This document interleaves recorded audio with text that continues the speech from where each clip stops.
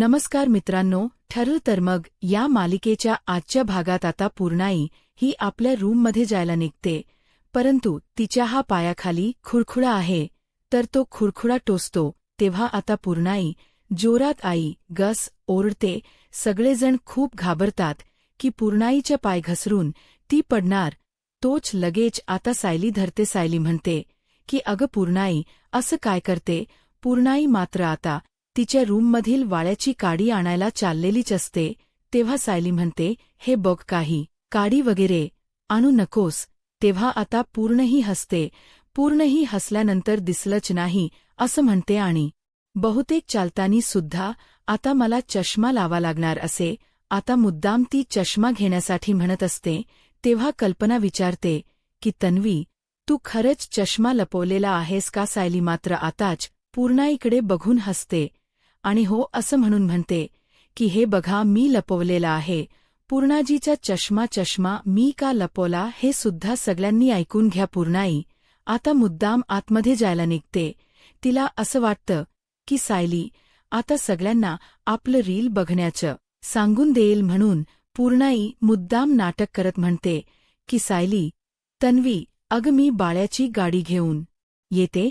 तेव्हा आता सायली म्हणते की पूर्णाई, अगं थांब ना, आणि इथे माझ्यासमोर येऊन उभी रहा. पूर्णाई, आजी माझ्यासमोर येऊन उभी रहा. ब्र. पूर्णाई आता थोडीशी घाबरते आणि म्हणते की अगं तन्वी, तू काय करतेस. हाताची घडी तोंडावर बोट. तर ऐकून घ्या, काल रात्री मात्र पूर्णाई झोपण्याऐवजी रील बघत होते.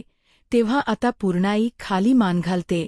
सगळेजण मात्र आता पूर्णाईची चोरी पकडून आता पूर्णाईकडे पाहत असतात. तेव्हा आता सायलीने जो काही रात्री घडलेला प्रकार आहे तो सगळं काही सगळ्यांना सांगितलेलं असतं की पूर्णाईचे हेडफोन सुद्धा लपून ठेवले, परंतु तरीसुद्धा पूर्णाईने हेडफोन शोधले आणि मी झोपल्यानंतर मोबाईल ती पाहत होती. आता हे सर्व ऐकून अस्मिता म्हणते की पूर्णा आजी, अगं आम्हाला फोनच व्यसन लागलं हे समजवण्याऐवजी तू स्वतःच मोबाईल पाहते, ते सगळं सोडून दिला आणि तूच मोबाईलमध्ये शिरलीस का. तेव्हा अर्जुन म्हणतो की अगं पूर्णाई, हे काय आहे. आणि हे बघ, तुला सांगून ठेवतो की नॉनसेन्स रील्स अजिबात बघायची नाही आणि रात्री उशिरापर्यंत तर नाहीच नाही. त्यावरती पूर्णाई म्हणते की अरे माझा वेळ बरा जातो, नाही तर मला झोप येत नाही. त्यावरती आता लगेच प्रताप म्हणतो की पूर्णाई, अगो रील्स तर पाहते, पण त्या रील्समुळे तुझ्या डोळ्यांची वाट लागते, याचं काय, आणि मेंदूच्या तर पूर्णपणे सत्यानाशच होत. त्यावरती आता विमल सुद्धा म्हणते की पूर्णाई, जागरणामुळे तुमचं पित्त उसळत. त्यावरती पूर्णाई म्हणते की मला माहिती होतं की तन्वी आल्या आल्या माझी तक्रार करेल म्हणून. तेव्हा सायली म्हणते की पूर्णाजी, तू हे कबूल कर ब्र, रात्रभर तू मोबाईलवर रील्स बघत होती आणि हे सुद्धा तू कबूल कर की रात्री रात्री जागरण करून तू असे रील्स नाही बघणार. आम्हापुरता फोन हातामध्ये घेशील आणि मग तो ठेवून देशील आणि तरच मात्र तुला तुझा चष्मा मिळेल. त्यावरती पूर्णाई म्हणते की हो गाजीबाई, तू सांगेल ते करायला मी तयार आहे, पण आता मात्र मला माझा चष्मा दे ना. तेव्हा आता सगळेजण गोड हसतात. प्रताप म्हणतो की तन्वी, अग दे ना, देऊन टाक तिचा चष्मा. त्यावरती अस्मिता म्हणते की 1 मिनिट, आम्ही इतकं शोधलं पण तरीसुद्धा आम्हाला चष्मा नाही सापडला. मग चष्मा नेमका तू लपवलास कुठे. तेव्हा आता सायलीने चष्मा कधी लपवला आणि सगळेजण झोपलेले असतानी तिने तो चष्मा लपवलेला आहे हे मात्र ती आता सगळ्यांना सांगत असते. म्हणजे हा चष्मा कोणीही पूर्णाला परत देऊ शकणार नाही. तरच मात्र पूर्णाची सतत ही फोन बघण्याची सवय आता म्हणजे बंद होईल. सायलीने तो चष्मा आहे तर तो गार्डनमध्ये एका झाडाखाली लपून ठेवलेला आणि लहानपणी सुद्धा सायली मात्र असाच चष्मा त्या झाडाखाली लपून ठेवायची, अगदी त्याच जागेवर. म्हणून सायलीने त्याच जागेवर तो चष्मा लपवलेला आहे.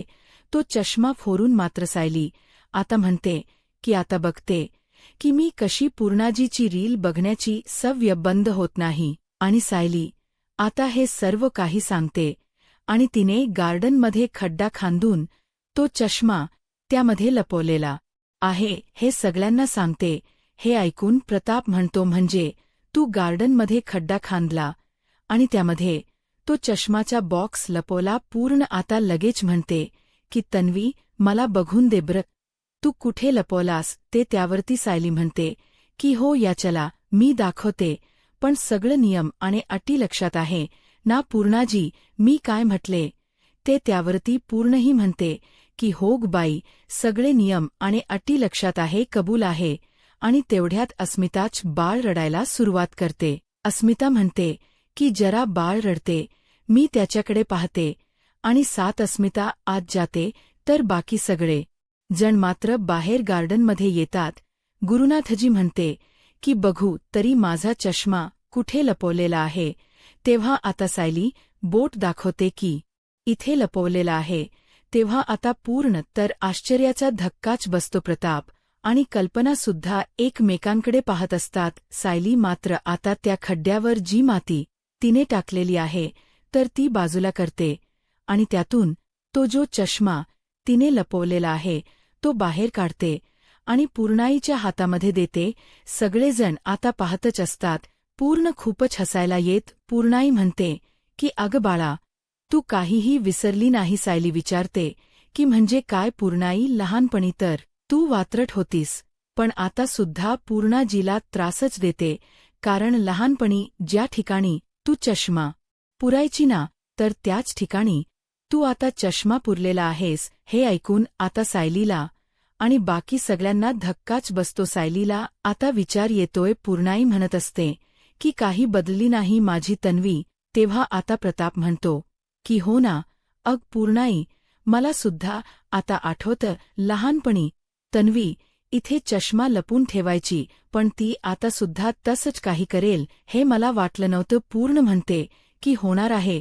मधली काही वर्ष अशी उडून गेल्यासारखी वाटतात. तेव्हा सगळेजण धक्क्याने पाहत असतात तर सायलीला आता धक्काच बसलेला असतो. ती आता विचार करते इतका योगायोग कसा होऊ शकतो ते. पण प्रत्येक गोष्टीमध्ये पूर्णाई आता हसते आणि म्हणते की 5 वर्षाची नवी आता माझ्यासमोर उभी. सायलीला काही कळत नसतं. सायली मात्र पूर्णाईकडे पाहतच असते, ते पण शॉक होऊन. आणि पूर्णाई म्हणते की अग हे बघ, आता मात्र रील्स मी नाही बघणार, पण माझा चष्मा काही लपू नको बाई. आणि विमल चल ब्र, मला रूममध्ये घेऊन चल, कारण ह्या तन्वीच्या थट्टेपायही माझं पोथी वाचण्याच राहूनच गेलं. त्यावरती विमलताई चला असे म्हणून त्यांना धरतात आणि सावकाश घेऊन आतमध्ये निघून जातात. अर्जुन, सायली आणि प्रताप, कल्पना एकमेकांकडे पाहतच असतात. अर्जुन आता विचारतो की नवी खरंच लहान असताने पूर्णाजीचा चष्मा इथे लपवायची का. त्यावरती आता कल्पना म्हणते की हो ना, तिला सुद्धा काही माहिती नव्हतं, आम्ही सुद्धा तिला हे कधी सांगितलेलंच नव्हतं. आणि मग सायली, तुला कसं हे बरोबर कळाले. त्यावरती सायली म्हणते की मला खरंच माहिती नाही, जे माझ्या मनात आलं तेच मी केलं. पूर्णाजीने जर फोनपासून लांब राहायचं असेल तर मात्र आता पूर्णाजीचा चष्मा अशा ठिकाणी लपवायला हवा की तो कुणाला सापडणार नाही म्हणून. त्यामुळे फक्त मी इतकाच विचार केला होता. आता हे सगळं ऐकून प्रताप हणतो, सगळं तर कमलच आहे आणि नेमक तीच जागा, हा तर सगळा चमत्कारच आहे. आता हे ऐकून अर्जुन म्हणतो की चमत्कार आणि डॅड, हा चमत्कार नाही तर योगायोग आहे. आणि हे बघा डॅड आणि मॉम, असा योगायोग मात्र प्रत्येक वेळेला होईल असं नाही. आणि कधीतरी असं होईल की सायली अजिबात तन्वी सारखं वागणार नाही. तेव्हा पूर्णाजीला मात्र ज्याचा जास्त त्रास होईल. त्यावेळेस आपण काय करायचं. कल्पना म्हणते की हो ना, आपण मात्र विषाची परीक्षा बघू शकत नाही, कारण धीर देण्याची वेळ आता आपल्या हातामध्ये काहीच उरलेलं नाही. प्रताप म्हणतो की काही नाही, मी विनला आजच समजावतो आणि तो पूर्णचे सायट्रिक त्या डॉक्टरला बोलवेल, तर आपल्याला हे ट्रीटचा वेग जर वाढवता आला तर बरं होईल. आणि चला म्हणून आता सगळेजण आतमध्ये निघून जातात. पण सायली तिथेच उभी असते. सायली तर चांगलीच विचारातच पडते. त्यानंतर आता इकडे जेलमध्ये ही लेडीज कॉन्स्टेबल कुलपुरते आणि प्रियाकडे आत येते आणि विचारते की काय तुला बरं वाटतं का की उलटी वगैरे होईल असं वाटतं. त्यावरती प्रिया म्हणते की मी ठीक आहे. तर आता लेडीज कॉन्स्टेबल म्हणतात की हे बघ मी तुला काय सांगते ते नीट ऐकून घे. आता ह्या जेलचा नियम आहे म्हणून सांगते. प्रिया म्हणते की काय सांगणार आहेस. आज मात्र माझ्या कोर्टाचे हेरिंग आहे हेच सांगणार आहेस ना तू. त्यावरती आता ती लेडीज कॉन्स्टेबल म्हणते की हेरीपेक्षा सुद्धा जास्त महत्वाचं आहे. प्रिया विचारते की काय तुला इतकं काय सांगायचं आहे. लेडीज कॉन्स्टेबल म्हणते की तुला दिवस गेलेला आहे. हे ऐकल्यानंतर आता प्रियाला तर धक्काच बसतो. प्रिया म्हणते की काय बोलतेस. लेडीज कॉन्स्टेबल म्हणते की तुला एकदा सांगितलेलं समजलं नाहीस का तू गरोदर आहेस म्हणून. प्रिया तर एकदम शॉक होते आणि तिला धक्कासुद्धा आनंदाचाच बसतो. त्यानंतर इकडे अस्मिता बाळाला घेऊन हॉलमध्ये येते. बाळाबरोबर ती छान गप्पा करत असते. तेवढ्यात विमलताई अस्मिता जवळ येते आणि म्हणते की अस्मिता ताई आता बाळात छान असं नाव ठेवा. आपण कुठपर्यंत मात्र त्याला बाळ बाळ असे हाक मारणार आहोत बरं. त्यावरती अस्मिता म्हणते की हो ना मला घरच्या घरी मात्र छोट्स एक बार तर करायचं आहे पण एका मागोमाग मात्र इतक्या सर्व काही गोष्टी तर घडतातच. तर मग बारशाचा विषय मी कसा काढू शकते. तेवढ्यात कल्पना प्रताप सायली हे सगळेजण अर्जुन वगैरे आतमध्ये येतात. तेवढ्यात कल्पना आता सायलीला विचारते की तुला अशक्तपणा जाणवलास असं तू म्हणालीस. त्यामुळे तू एक काम कर वर जा आणि आराम कर. सायली मात्र आता आहे म्हणून त्यामुळे तू नीट खात जा नाहीतर आमच्या डोक्याला उघाच ताप नकोय. तेव्हा ती प्रियाला पुन्हा आता बंद करून कुलूप लावून घेते. तेव्हा आता प्रियाला इतका आनंदच होतो. ती म्हणते की माझं नशीब तर जोरावरच आहे. मला असं वाटलं होतं की सगळे काही पत्ते गळून पडले. ते आपल्या पोटाला हात लावत म्हणते की नाही हा तर हुकमी इतका आहे. हे तेच बाळ आहे की ते मला जिंकून देईल. म्हणून एकदा अश्विनला समजले की मी प्रेग्नेंट आहे म्हणून तो नक्की मला स्वीकारेल आणि नक्की तुम्हाला इथून बाहेरच काढेल असे म्हणतात. प्रियाता स्वतःशीच बडबड करत आहे आणि मग सगळे सुभेदार त्यांना तर मला घरात घ्यावंच लागेल की प्रियाता खूपच हसत असते. तिला इतका आनंद होतो. इतकी पाप करून सुद्धा देवाने ही संधी माझ्या पदरात घातलेली आहे तर आणि आज मात्र ती संधी मला अशी वाया घालून नाही चालणार. आज हेरिंगसाठी सगळे सुभेदार येतील आणि त्यावेळेस मात्र हा पत्ता आहे तर तुम्ही त्यांच्यासमोर असा फेकून देईल. अश्विन अर्जुन ती म्हातारी आणि ते बाबा हे सगळेजण येतील म्हणून प्रिया आता खूप जोरजोराने हसायला सुरुवात करते. आणि जेव्हा मात्र ते त्यांच्या वंशाच्या दिव्याबद्दल ऐकतील तेव्हा मात्र आनंदाने ते ढसाढसा रडू लागतील. आणि मग मात्र जिंकेल तर मीच जिंकेल असं प्रियाला वाटते.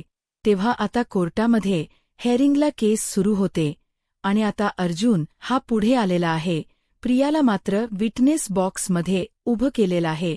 आता अर्जुन हा उभा राहतो आणि म्हणतो की हे बघा मिलॉर्ड असे केस घेऊन आलेला आहोत की जी काही क्लेस आहे ती क्लिअरच आहे. मुलगी आहे ना तर ती मात्र आताही प्रिया सुभेदार प्रिया किल्लेदार आणि उर्फ तन्वी किल्लेदार.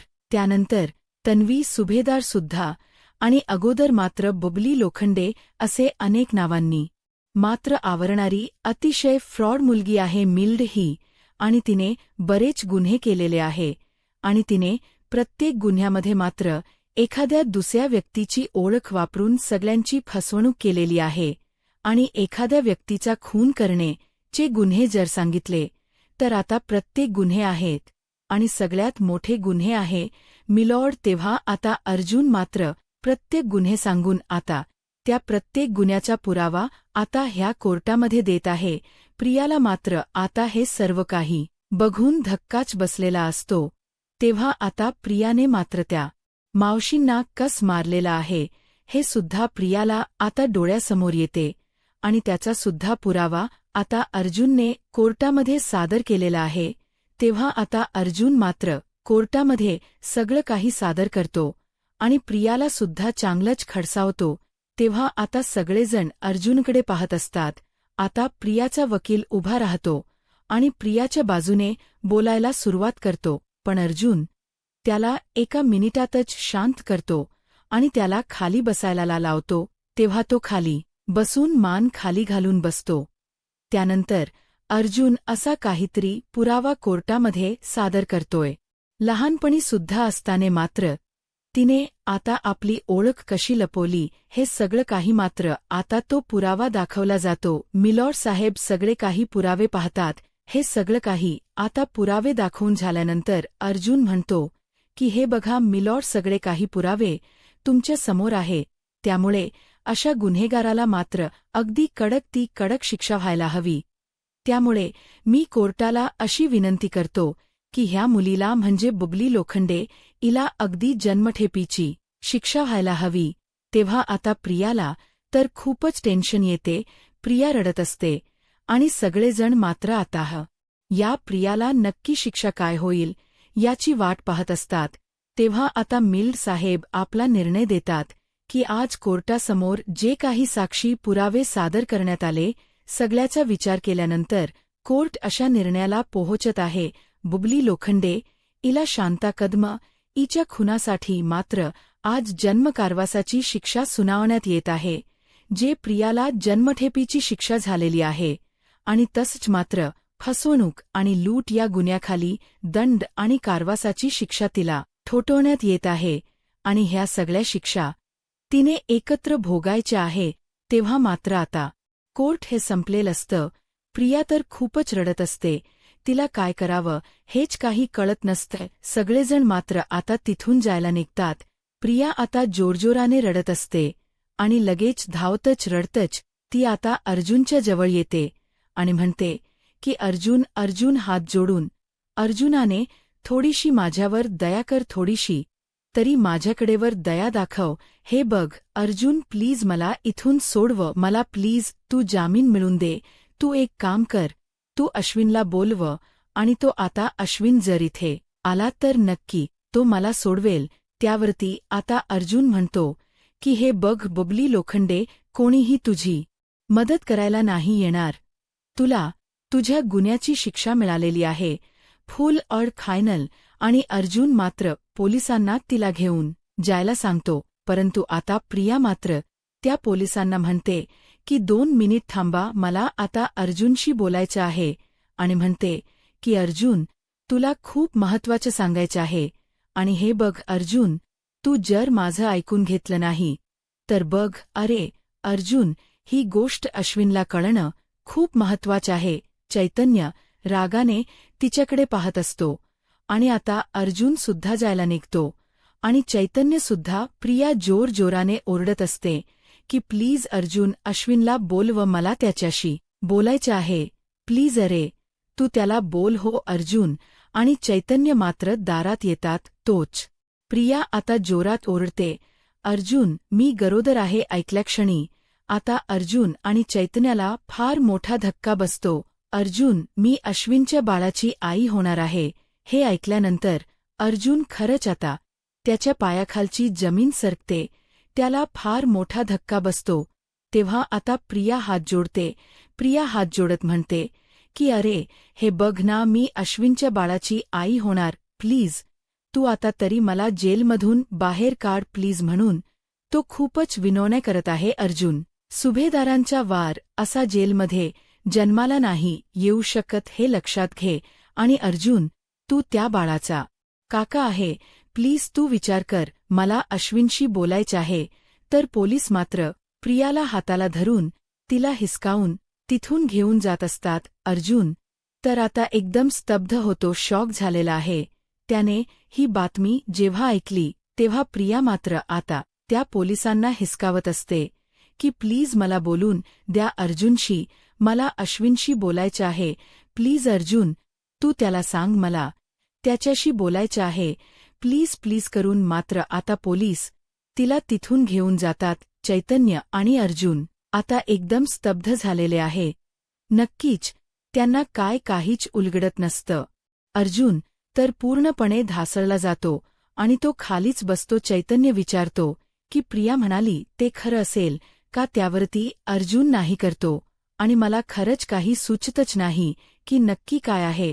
खरंच प्रिया जर प्रेग्नेंट असेल तर त्या ह्या आनंदाचा वापर करून ती माझ्या घरामध्ये परत शिरेल आणि परत मात्र ती सगळ्यांना त्रास देईल. आणि आत्ताच बघितलं की घरातील सगळेजण अजून किती डिस्टर्ब आहे आणि परत मात्र आपलं घर कधीही नॉर्मलला नाही येऊ शकणार. अर्जुनला फार टेन्शन येते.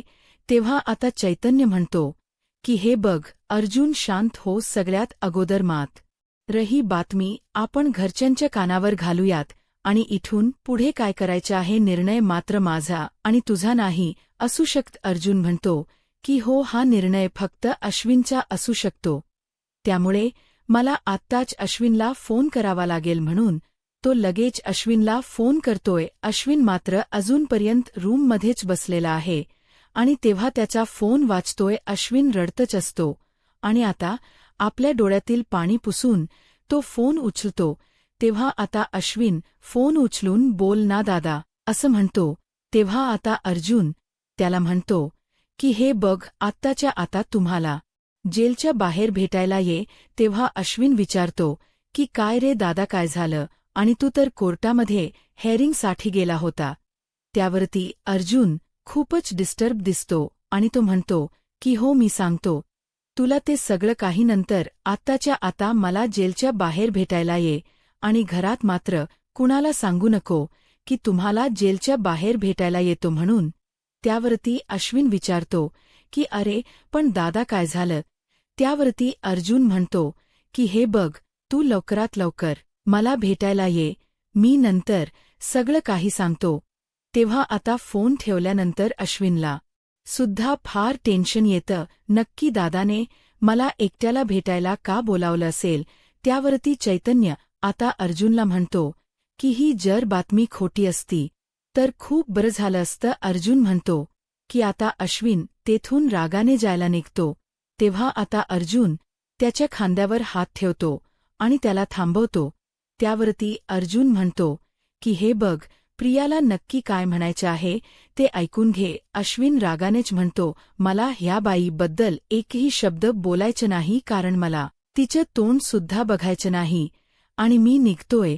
तेव्हा आता प्रिया जोरात ओरडते ज्या बाईचला तोंड बघायचं नाही ना तर तिच्या पोटामध्ये तुझं मूल वाढतंय आणि हे ऐकल्यानंतर अश्विनला तर फार मोठा धक्का बसतो. तो वळून प्रियाकडे रागाने बघतोय. त्यावरती अश्विन पुढे येतो. अश्विन म्हणतो की प्रिया लोखंडे कशावरून तुझ्या पोटातील बाळ माझं आहे. त्यानंतर इकडे सायली मात्र त्या झाडाच्या जवळ येते गार्डनमध्ये आणि तेथे तिला लहान तन्वी दिसत असते. पूर्णाची असा आवाज मारत सायली आता विचार करते मला येथे लहान मुलगी का दिसत असते आणि सायलीला तर खूपच भूतकाळ आठवल्यामुळे त्रास होतो आणि ती लगेच चक करून खाली पडते. आता पुढे काय होईल हे पाहायला आत्ताच माझा महाराष्ट्र या यूट्यूब चॅनलला सबस्क्राईब करा. धन्यवाद.